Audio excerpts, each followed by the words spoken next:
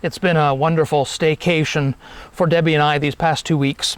I wasn't sure what to expect because we usually try and get away. We don't usually stay at home. It has turned out much better than I expected.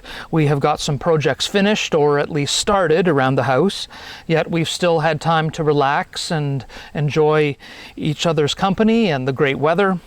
We've also made some great meals and we've been able to eat out on the back porch almost every night for supper. And we've even managed to not let work intrude too much.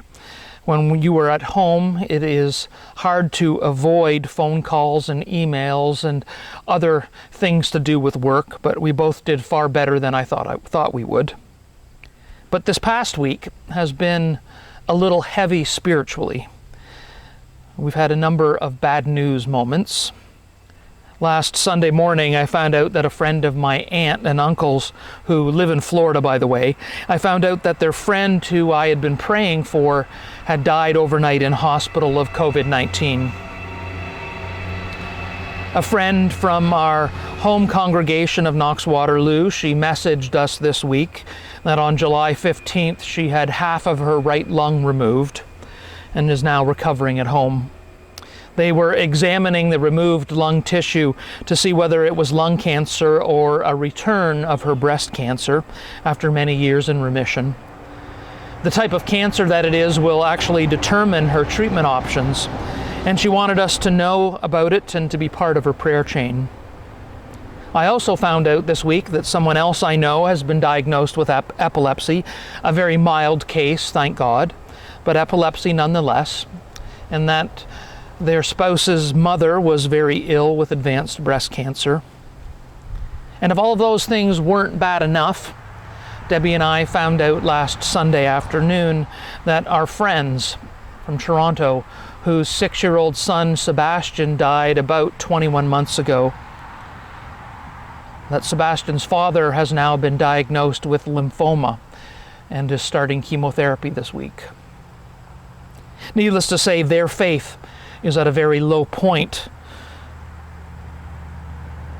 That having tragedy after difficulty after tragedy seems to be visited upon them. And Debbie and I were and are at a loss for words. I've been wrestling with this news all week, especially the news of Sebastian's father and his lymphoma, and I have been having my own wrestling match with God. How does the line go? My God, why have you forsaken me? Or in this case, my God, why have you forsaken them? And I can tell you that this is not my first wrestling match with God, and it will not be my last. Our Old Testament reading this morning from the book of Genesis is apropos. And if we are honest with ourselves, most of us have wrestled with God in the past and will do so again in the future. So what can we learn from this story that will help us in our own wrestling matches? First, the encounter left Jacob wounded. When the man saw he did not prevail against Jacob, he struck him on the hip socket, and Jacob's hip was put out of joint as he wrestled with him. We do not know if the injury was permanent or not, but verse 31 notes that he was limping as he left that place. The encounter left a mark, a remnant that Jacob carried away with him. We also learn that Jacob did not give up the fight. The man did. Jacob was tenacious and held on at all costs, and at daybreak he won the match by refusing to let go.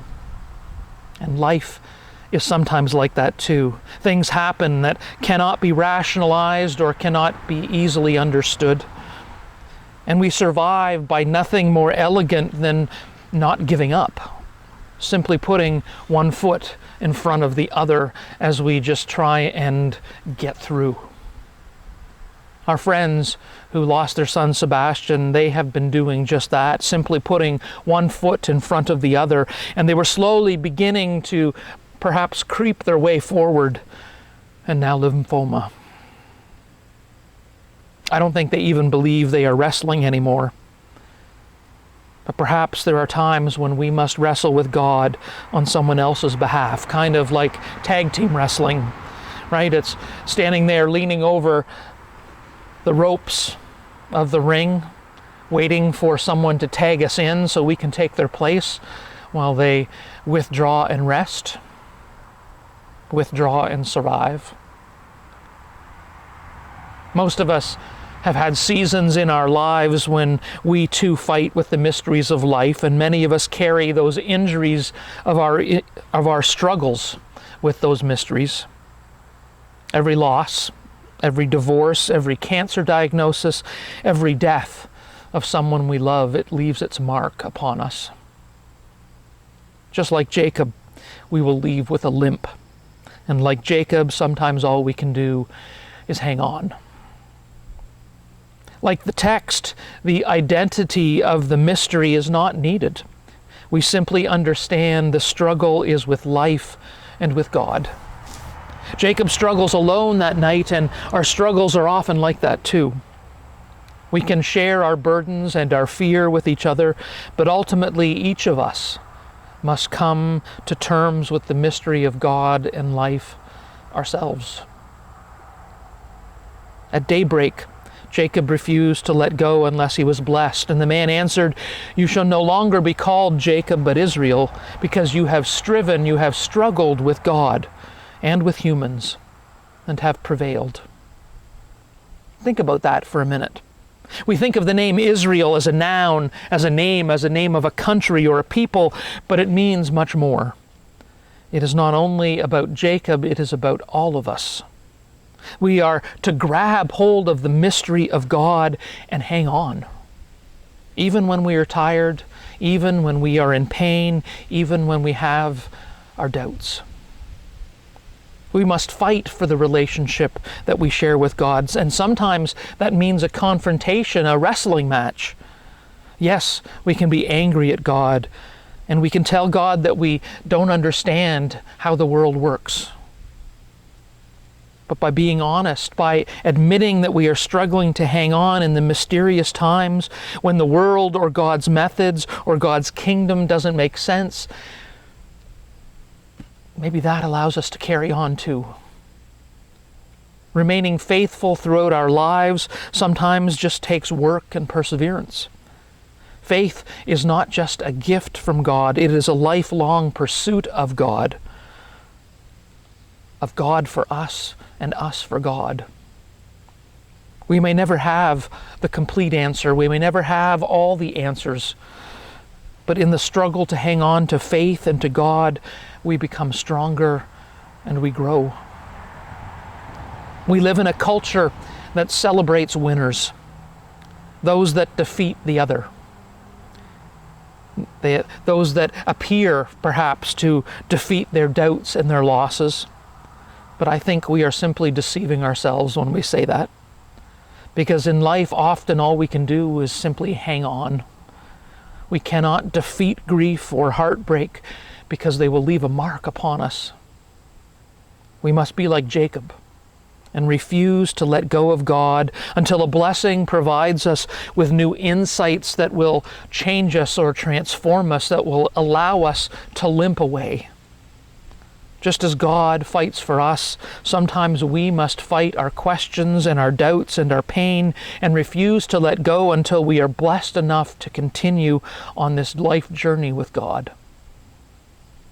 Today, if we dare, we can lift up and even celebrate our struggle for a relationship with God and with the mysteries of life, not as an empty platitude, but by remembering that God does not give up on us.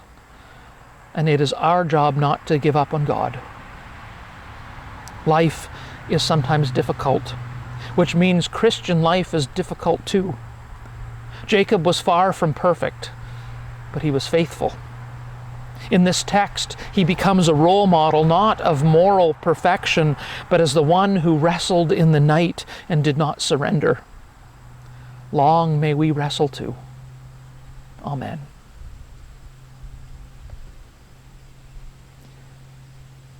Our praise song is Everything We Need. It's sometimes called Have Mercy, and it's from the Camp Kintail Songbook. It was written by Gord Johnson, and this version is sung by Steve Bell.